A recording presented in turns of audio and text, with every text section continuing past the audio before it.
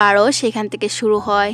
আসলে 200 বছর আগে গুয়নের হিউম্যান লাইফ দেখানো হয়, যেখানে গুয়ন একটি নোবেল ফ্যামিলি থেকে বিলং করত। আর তার বাবা তাকে টিউশন দেওয়ার অনেক চেষ্টা করেছে, কিন্তু সে পড়াশোনা ফাঁকি দিয়ে পুরো গ্রামটিকে স্কুল করতে বের হয়ে যায়। তখন তার পাশে থাকা একজন সেক্রেটারি তার সাথে কথা বলতে আসে, কিন্তু সে তাকে পাত্তা না দিয়ে একটা প্লেসে যাচ্ছিল। তখনই সে দহিকে দেখতে পায়, যে কিনা দুটি তালোয়ার দিয়ে ডান্স প্র্যাকটিস করছে। যখন চলে যাচ্ছিল তখন সে তাকে নিষেধ করতে যাবে, কিন্তু তার পা পানিতে পড়ে যায়। তখন সে পানি ঠান্ডা বলে ওঠে। অন্যদিকে সে দহিকে বলে, আপনি এখান থেকে যেয়েন না, কারণ আমি এখানে আপনাকে ডিস্টার্ব করতে আসিনি। তখন দহি বলে, আপনার নামে যে রিউমার শুনেছি সেগুলো কি আপনি জানেন? তখন সে বলে, না তো। এরপর দহি তার নামে বলতে থাকে, আপনি একজন নোবেল ফ্যামিলি থেকে বিলং করেন। আপনার বাবা আপনাকে মানুষ করার জন্য অনেক টিচার রেখেছে, কিন্তু আপনি তাদেরকে পাত্তা দিচ্ছেন না। পড়াশোনায় মনোযোগ না দিয়ে এদিকে ওদিকে ঘুরে বেড়ান। তখন গুয়ন বলে, তুমি তো আমার সম্পর্কে সবকিছু জানো, তুমি কি আমার প্রতি ইন্টারেস্ট? আচ্ছা, আমি তো তোমার সম্পর্কে কিছুই জানি না, তুমি কি তোমার নাম বলবে? তখনই তার ওই সেক্রেটারি চলে আসে, আর যাকে দেখে দহি সেখান থেকে চলে যাচ্ছিল। তখন সেক্রেটারি বলে, আসলে মেয়েটি সম্পর্কে যত শুনেছি তার চাইতে ও অনেক বেশি সুন্দর। তখন দহি সম্পর্কে গুয়ন ওই লোকটির কাছ থেকে জিজ্ঞাসা করে নেয়। এদিকে গুয়ন জানতে পারে দহি কোন প্লেসে ডান্স করে। তখন সে দহিকে দেখতে যায়, কিন্তু দহি গুয়নকে দেখে সেই প্লেস থেকে চলে যায়। অন্যদিকে দহির সাথে দেখা করতে গুয়ন তার প্লেসে দাঁড়িয়ে থাকে। তখন সে গেলে গুয়ন বলে, আমাকে ক্ষমা করে দাও যে তুমি আমার জন্য ওই প্লেস থেকে চলে গিয়েছিলে। আসলে আমি তোমার নামটা জানতে চেয়েছিলাম। এদিকে পরের দিন সকালে গুয়ন খুব তাড়াতাড়ি ঘুম থেকে উঠে যায় আর পড়াশোনা নিয়ে ব্যস্ত হয়ে যায়, যেটা দেখে তার ওই অ্যাসিস্ট্যান্ট অনেকটা শকড হয় এবং জিজ্ঞাসা করে, বস আপনি এত তাড়াতাড়ি পড়াশোনা করছেন? এদিকে আমরা গুয়নকে দেখতে পাই যে বই পুস্তক নিয়ে দহি যেখানে ডান্স করে সেখানে চলে যায়। আর দহি আসার পর গুয়ন বলে, আরে তুমি এখানে? কতটা কাকতালীয়, আমি এখানে পড়তে এসেছি। এরকম একদিন যখন সে ঘুমিয়ে পড়ে তখন দহি ডান্স করতে করতে তার অনেকটা ক্লোজ হয়ে যায়। অন্যদিকে দহি এবং গুয়ন প্রায় একই জায়গায় একই সময়ে ডান্স এবং পড়াশোনা করে। এদিকে গুয়ন তো পড়াশোনার ফাঁকে ফাঁকে দহির দিকে তাকিয়ে থাকে। আসলে সে পড়াশোনা করতে আসেনি, দহির দিকে তাকিয়ে থাকতে এসেছে। আর এরকম করতে করতে তাদের মাঝে বন্ডিংটা অনেকটা স্ট্রং হয়ে যায়। এদিকে হঠাৎ ডান্স করতে করতে দহির জুতো ওই নদীতে পড়ে যায়। তখন গুয়ন বলে, তুমি চিন্তা করিও না, আমি এখনই সেটা নিয়ে আসছি। কিন্তু দহি তো তাকে যেতে নিষেধ করে, কিন্তু গুয়ন সেটা নেওয়ার জন্য নদীতে চলে যায় আর বেচারা পানিতেও পড়ে যায়, যেটা দেখে দহি অনেকটা ভয় পেয়ে যায়। এদিকে গুয়ন ফাইনালি সে জুতোটা নিয়ে চলে আসে। আবার গুয়নের জন্য দহি এতটা টেনশন করছিল, তখন সে জিজ্ঞাসাই করে নেই, তুমি কি আমার কেয়ার করছিলে? তখন সে কথা ঘুরিয়ে নেয়। এরপর তারা ওই নদীর পাশে আগুন জ্বালিয়ে নেয় এবং তারা নিজেদেরকে গরম রাখার চেষ্টা করছে। এদিকে গুয়ন তো দহির দিকে তাকিয়ে থাকে আর সে অনেকটা ব্লাশিং করতে থাকে। এরপর দহি গুয়নকে বলে, আসলে আমি যে শহরে থাকতাম সেখানে আমাকে ডান্স করার জন্য ফোর্স করেছিল, কিন্তু আমি নিষেধ করে দিয়েছি। এর জন্য শাস্তিস্বরূপ তারা আমাকে এখানে পাঠিয়ে দিয়েছে। তখন সে বলে, হয়তো এর জন্য কোনো কারণ ছিল যে তুমি ডান্স করছো না। আচ্ছা, যেহেতু আমি তোমার ডান্স দেখে নিয়েছি, তাহলে এবার বলো আমি কিভাবে রিপি করব। তখন সে বলে, তুমি অলরেডি করে দিয়েছো। তখনই তাদের সামনে একটা ঝোনাকি পোকা আসে আর এরা ওই ঝোনাকি পোকা নিয়ে অনেকটা খুশি হয়ে যায়। এখানে তো গুয়ন দহিকে বলে দেয় সে তাকে পছন্দ করে, যেটা শুনে তো দহি অনেকটা শকড হয়ে যায়। তখন গুয়ন বলে, আসলে আমি মনে করেছি তুমিও আমার জন্য ওই ধরনের ফিল করো, তাই আমি তোমাকে বলে দিয়েছি। কিন্তু দহি বলে, ভালোবাসা মানুষের জন্য ওই ধরনের ইমোশন যে সবসময় ক্ষতি ডেকে আনে, যে মিসফরচুন ডেকে আনে, আর যার কবল থেকে সহজে বাঁচা যায় না। তখন সে বলে, আসলে আমি তোমাকে প্রমাণ করতে চাই। তখন দহি বলে দেয় তার ফ্রেন্ডকেও এরকম নোবেল ফ্যামিলিতে ভালোবাসার শাস্তিস্বরূপ মৃত্যু বরণ করতে হয়েছিল। আমি তোমার কাঙ্কিবান হয়ে থাকতে পারবো, কিন্তু আমরা বিয়ে করতে পারবো না। তখন গুয়ন বলে তাহলে আমরা পালিয়ে যাই। দহি বলে এই পৃথিবী থেকে আমরা কোথায় পালাবো। অন্যদিকে দহি বলে ভালোবাসা কখনো মানুষকে বাঁচাতে পারে না, কিন্তু গুয়ন বলে ভালোবাসা যে মানুষকে বাঁচাতে পারে এটা আমি তোমাকে প্রমাণ করে দেখাবো। তখন দহি গুয়নের দিকে তাকিয়ে থাকে। অন্যদিকে গুয়ন সকাল সকাল তার বাড়িতে যায় এবং ক্যাথলিকদের একটা বই দেখায়, যে বইয়ে লিখেছিল সব মানুষরা এক সমান, সব মানুষের জন্ম একই হয়েছে। এগুলো পড়ে দহি এবং গুয়ন হাসতে থাকে। এরপর তারা ওই স্কুলে চলে যায় যারা এই বইটি লিখেছে। এখানে গুয়ন এবং দহি ওই বইগুলো পড়ছে এবং দুজনের ভালোবাসা যে পরস্পর প্রতি কতটা স্ট্রং হবে আর সব মানুষটা একই এই সম্পর্কে পড়ছে। এদিকে গুয়নের সাথে থাকা ওই লোকটি তার বাবাকে গিয়ে দহি সম্পর্কে বলে দেয় এবং বলে দেয় সে ক্যাথলিক বিশ্বাস করছে। এদিকে গুয়ন তার এক্সাম দিতে একটা গ্রামে যাবে, তাই সে দহির সাথে দেখা করতে আসে এবং তাকে বলে আমি ফিরে এসে তোমাকে বিয়ে করব। আর সে তাকে একটা ওই ক্রস চিহ্নর নেকলেসটি পরিয়ে দেয়।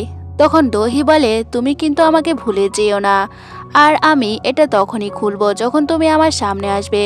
তখন গুয়নও বলে আমি মরার আগে তোমার চেহারা দেখেই মরতে চাই। অন্যদিকে আমরা ম্যাজিস্ট্রেটকে দেখতে পাই যে কিনা একটা চিঠি লিখছিল। আসলে কিছু লোকেরা আছে যারা কিনা ক্যাথলিক বিশ্বাসী লোকেদেরকে ধরে ধরে মেরে ফেলে আর তাদের পুরো গ্রামকে ধ্বংস করে দেয়। যখন গুয়নের বাবা এসব জানতে পারে তখন তারা ডিসাইড করে ক্যাথলিক বিশ্বাসী যদিও থেকে থাকে তারপরও তারা দহিকে স্যাক্রিফাইস করবে, কারণ ক্যাথলিক বিশ্বাসী একজন হলেও তারা ওই গ্রামকে জ্বালিয়ে দিতে চায়। কিন্তু যখন ওই একজনই নিজ থেকে স্বীকার করে নেবে তখন পুরো গ্রামকে ছেড়ে দেওয়া হবে আর এরা সবাই মিলে দহিকে ফাঁসিয়ে দেয়। অন্যদিকে ওই লোকগুলো বলে তোমার সাথে আর কে কে ছিল আর এই ক্রস চিহ্নের নেকলেসটি কার? কিন্তু দহি বলে এটা আমার, এটা সব সময় আমার কাছে ছিল। আর পুরো গ্রামবাসী দহিকে ক্যাথলিক বিশ্বাসী বলে। অন্যদিকে গুয়ন ফাইনালি এক্সাম দিয়ে যখন বাড়িতে আসছে তখন আশেপাশে সবাই বলছে কেউ একজন তার ভালোবাসার মানুষের জন্য নিজেকে স্যাক্রিফাইস করে দিচ্ছে। আর এটা শুনে গুয়ন দৌড়ে দৌড়ে দহির দিকে ছুটে আসছে, কিন্তু তাতে অনেক দেরি হয়ে গিয়েছে। ওই লোকগুলো দহিকে ছুরি দিয়ে মেরে ফেলে। আর যখন সে দেখতে পায় যে দহি তার চোখ বন্ধ করে ফেলছে তখন সে অনেকটা স্যাড ফিল করে এবং সে প্রমিস করেছিল যে ভালোবাসা মানুষকে বাঁচাতে পারে, সে তার কথা রাখতে পারেনি। তাই সে রাগে ক্রোধে সেখানে থাকা সব পার্সনদের মেরে ফেলে এবং নিজেও সুসাইড করে নেয়। কিন্তু সুসাইড করার আগে সে বলেছে হ্যাভেনে যদি কোনো গড থাকে তাহলে আমি সেই হ্যাভেনে যেতে চাই না। এরপর প্রেজেন্টে দেখানো হয় গুয়ন এসব স্বপ্ন দেখে হঠাৎ করে উঠে যায় এবং বলে তাহলে আমার জন্যই দহি মৃত্যুবরণ করেছিল। আর তার ক্রোধ এবং হিংসে সবকিছু মিলে সে এমন হয়ে যায়। অন্যদিকে দহি ঘুম থেকে উঠে যায়। দহি যখন গুয়নকে দেখতে পায় তখন সে অনেকটা দুশ্চিন্তায় ছিল। এবার দহি জিজ্ঞাসা করে তখন গুয়ন বলে সে স্বপ্ন দেখেছে। দহি বলে আমি জেনেছি ডেমনরা ঘুমাতেও পারে না, তুমি স্বপ্ন দেখেছো? আচ্ছা বলা কেমন স্বপ্ন দেখেছো? তখন সে বলে সে 200 বছর আগে হিউম্যান লাইফ দেখেছে, উলসিম নামের একটি মেয়েকে ভালোবেসেছে। তখন দহি বলে আমি শুনেছি মানুষও অন্য কিছু দেখে, কিন্তু তুমি তোমার অতীত দেখেছো। আচ্ছা তোমাদের লাভ স্টোরি কেমন হলো? তখন সে বলে নর্মাল পার্সনদের মতো। অন্যদিকে সে রেগে ওয়াশরুমের ভিতরে যায় এবং ওই নেকলেসটি হাতে নিয়ে অনেকটা রাগ দেখায়। সে নিজে বিলিভ করে যে তার জন্যই দহির মৃত্যু হয়েছিল। এরপর গুয়ন রেগে গিয়ে ওই গডের সাথে দেখা করতে যায়, যেখানে সে বলে আমি সুসাইড করে নিয়েছি, এর জন্য তুমি আমাকে ডেমন বানিয়ে দিয়েছ। তখন গড বলে কারণ তুমি হ্যাভেনে যেতে চাইছিলে না আর আমারও কিছু কাজ ছিল যার জন্য তোমাকে আমি ডেমন বানিয়ে দিয়েছি, কারণ তোমার মৃত্যুর আগে মানুষের প্রতি যে রাগ ক্ষোভ ছিল সেটা আমার প্রয়োজন ছিল। তখন গুয়ন বলে তারপর তুমি আমার সাথে এমনটা করতে পারো না। তখন গড বলে তুমি আমার উপর রাগ দেখাচ্ছ নাকি নিজের প্রতি, কারণ তোমার ভাগ্যে যা ছিল সেটা আবার রিপিট হচ্ছে। তোমার জন্যই দহির এরকম হবে। তখন গুয়ন অনেকটা রেগে যায়, আগুনগুলো গোলাপ ফুল হয়ে যায়। তখন গড বলে এসব কিছু তোমার জন্য হয়েছে, কারণ তোমরাই তোমাদের ভাগ্যকে চেঞ্জ করতে চেয়েছো। অন্যদিকে গুয়ন যখন বাসায় ফিরে তখন তার সেক্রেটারি বলে আমি তোমার ফার্স্ট লাইফ সম্পর্কে কিছু জানতে পেরেছি, তুমি তখন নোবেল ম্যান ছিলে। তখন গুয়ন বলে তার সবকিছু মনে পড়েছে। তখন তার অ্যাসিস্ট্যান্ট বলে তাহলে তোমার মনে পড়েছে তুমি কিভাবে মৃত্যুবরণ করেছো, আর তোমার ওই লাভার কে ছিল? তখন গুয়ন বলে দেয় তার লাভার দহি ছিল। তখন তার সেক্রেটারি বলে তার জন্যই তোমার পাওয়ার এরকম ফ্লিকিং করতো, কারণ ও তোমার সাথে অতীতে রিলেটেড ছিল। আচ্ছা তুমি কি দহিকে এসব কিছু বলবে? তখন সে বলে না। অন্যদিকে দহি তো গুয়নের ফার্স্ট লাইফ নিয়ে অনেকটা দুশ্চিন্তা করে, এমনকি সে মিস শিন থেকেও জিজ্ঞাসা করে। তখন মিস শিন বলে যদি স্মৃতি ফিরে আসে আর সে যদি আমার সাথে ভালো হয়ে থাকে তাহলে আমার কিছু প্রয়োজন নেই। এটা শুনে দহি খুশি হয়ে যায়। অন্যদিকে আমরা মিয়ংকে দেখতে পাই যার সাথে তার মম দেখা করতে যায় এবং তাকে বলে তোমার বাবা তোমাকে জেলখানা থেকে ছুটিয়ে নিবে। কিন্তু ওই ছেলেটি বলে মম তুমি তো সব জানতে, তারপরে তুমি আমার পক্ষ হয়ে কখনো কথা বলোনি। তখন তার মম বলে দোষ তোমারই ছিল, তুমি তোমার বাবার যোগ্য সন্তান হয়ে কেন বাঁচতে পারোনি, তার মতো কেন কাজ করছো না? এসব শুনে ওই ছেলেটি হেসে ওঠে এবং অনেকটা রাগ দেখায় এবং বলে তুমি কখনো আমার কেয়ার করনি। অন্যদিকে তার মম বাসায় চলে আসে এবং পুরো কিছু শপিং করে, কিন্তু মোবাইল ফোনে জানতে পারে মিয়ং সুসাইড করে নিয়েছে। এটা শুনে তার মম সেখানে বেহুশ হয়ে যায়। অন্যদিকে আমরা গুয়নকে দেখতে পাই যে তো প্রায় অনেকটা আপসেট ছিল এবং তার সাথে দেখা করতে সিয়কও আসে এবং তার হাত ভালো করে দেওয়ার জন্য ধন্যবাদ জানায় এবং সিয়ক বলে আমি তোমাকে আগে ভুল বুঝেছি, এর জন্য ক্ষমা করে দাও। তখন গুয়ন তার উত্তরে বলে সেখানে কোনো ভুল ছিল না, যেটা শুনে তো সিয়কও অনেকটা অবাক হয়ে যায়। অন্যদিকে দহির কাছে কল আসে মিয়ং সুসাইড করে নিয়েছে। দহিও অনেকটা শকড হয়ে যায়। অন্যদিকে মিয়ং এর ফিনুয়েল দেখানো হয় যেখানে সবাই আসে আর মিয়ং এর ড্যাড নাসুকও কান্না করছিল। অন্যদিকে আমরা নাসুকের ওয়াইফের হাত দেখতে পাই যেগুলো কিনা অনেকটা রক্তাক্ত ছিল। এদিকে সিয়ক তার জন্য পানি নিয়ে যায় এবং জিজ্ঞাসা করে আপনার কি কোনো সাহায্য লাগবে? তখন সে কিছুই বলে না। অন্যদিকে দহি বলে তোমার ছেলে ম্যাডাম জোকে মেরেছে। তখন নাসুক তার কাছে ক্ষমা চায় এবং বলে আমি মানছি ও একজন মনেস্টার ছিল, কিন্তু এই কথা যাতে বাইরে লিক না হয়, তাহলে আমাদের এত কষ্টে করা ওই কোম্পানি ডিস্ট্রয় হয়ে যাবে, যেটা কিনা তোমার বাবা এবং আমার মমরা অনেক কষ্টে তৈরি করেছে। তখন দহি বলে তুমি এখনো কোম্পানি নিয়ে পড়ে আছো, কারণ বাইরের কেউ জানতে পারলে আমাদের কোম্পানির শেয়ার ডাউন হয়ে যাবে আর কোম্পানির লস হবে। অন্যদিকে নাসুকের বোন এসে কান্না করে এবং তার ভাইকে বলে তোমার ছেলে একজন মনেস্টার যে আমার মমকে খুন করেছে, এখন সেও সুসাইড করছে।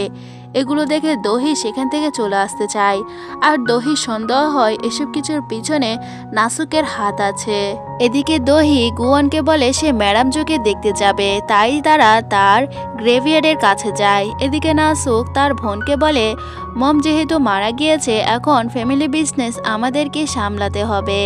এসব শুনে তার বোন এবং তার ওয়াইফ অনেকটা শকের চোখে তাকে দেখে থাকে। এদিকে ম্যাডাম জোর গ্রেভিয়ার্ডের কাছে দহি যায় এবং তাকে প্রশ্ন করে সব কিছু শেষ হয়ে গিয়েছে, যে তোমাকে খুন করেছে সেও সুসাইড করে নিয়েছে, এখন তোমার খুনিকে আমরা শাস্তি দিতে পারিনি। অন্যদিকে তার এসব কথা শুনে গুয়নও তার জন্য স্যাড ফিল করে, দহি তো এমনিতেই স্যাড ছিল। এদিকে আমরা প্রাক বগ্গিও এবং মিস শিনকে দেখতে পাই যারা কিনা পার্কে নিজেদের কোয়ালিটি টাইম স্পেন্ড করছে এবং দুজনে আইসক্রিম খাচ্ছিল। তখনই মিস শিন বলে তুমি তোমার অফিস লেট করে আমার সাথে আর দেখা করতে আসিও না। তখন সে বলে কেন, তুমি তো বলেছিলে তোমার সাথে দেখা করলে তোমার ভালো লাগে। তখন সে বলে হ্যাঁ বলেছি। এদিকে মিস শিন দেখতে পায় তার অফিসের লোকজন একই পার্কে এসেছে, তাই সে নিজেকে লুকিয়ে ফেলে, কিন্তু তখন তার অফিসের লোকজন ঘুরে ঘুরে তাকে দেখতে চায়। তখনই মিস শিন একটা কাপড় দিয়ে পার্ক বগ্গিওকে কিস করতে থাকে, যেটা দেখে এরা ভয় পেয়ে যায় এবং বলে পার্কে আসাটাও আমাদের ভুল হয়েছে। এদিকে আমরা গায়নকে দেখতে পাই যে সুনওয়াল ফাউন্ডেশনে ছিল এবং তার লাস্ট পারফরমেন্স করতে চায়, যেখানে কিনা দহি এবং গুয়ন আসে। সে তাদের বলে আমি আজকের পর অ্যাব্রডে চলে যাব, আমার কিছুটা অ্যাকসেপ্টেশন ছিল গোয়ন থেকে, কিন্তু সেটাও চলে গিয়েছে। তারপরও আমি খুশি তোমরা আমাকে এখানে দেখতে এসেছো। এরপর গায়ং বলে, আচ্ছা আমার সাথে একটু ছবি তুলতে আসো। তখন সে তার সাথে ছবি তুলতে যায়। অন্যদিকে গায়ং বলে সে ডান্স প্র্যাকটিস করছিল, কারণ গুয়ন সবসময় পেন্টিনে থাকা ওই ডান্সগুলো দেখতো। গায়ং মনে করেছিল সে যদি ওই মেয়েটির মতো ডান্স করে তাহলে গুয়ন হয়তো তাকে ওই নজরে দেখবে এবং তার মনে ফিলিং সৃষ্টি হবে, কিন্তু সে তাকে ওই নজরে দেখলো না, উল্টো দোহিকে দেখলো। এদিকে গায়ং দোহির ওই ডান্স প্র্যাকটিস দেখে ডান্স করছিল।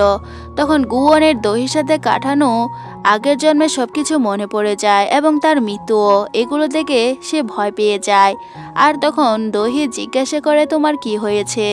তখন গুয়ন বলে আগের জন্মে সে যাকে ভালোবেসেছিল, কিন্তু সে তার ভালোবাসার মানুষকে রক্ষা করতে পারেনি, তার জন্য তার ভালোবাসার মানুষের মৃত্যু হয়ে গিয়েছে আর তার এখন ভয় লাগছে। আর এগুলো বলে বলে গুয়ন অনেকটা স্যাড ফিল করছিল।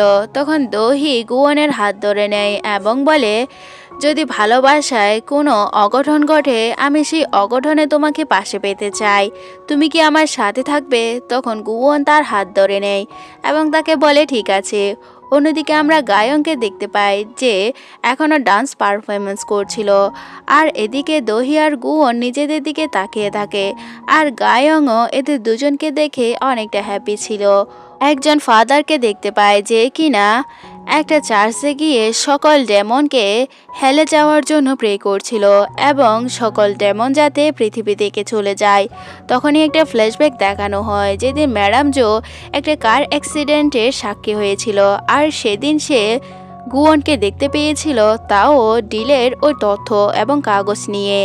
হয়তো ওই গাড়িটি দোহির মা বাবার হতে পারে। তখন গুয়ন ম্যাডাম জোকে দেখে স্মাইল করে। এই মিস্টিরিয়াস এবং সাসপেন্স দিয়ে এই 12 নম্বর এপিসোড শেষ হয়ে যায়। 13 নম্বর এপিসোড আসবে আগামী শুক্রবার।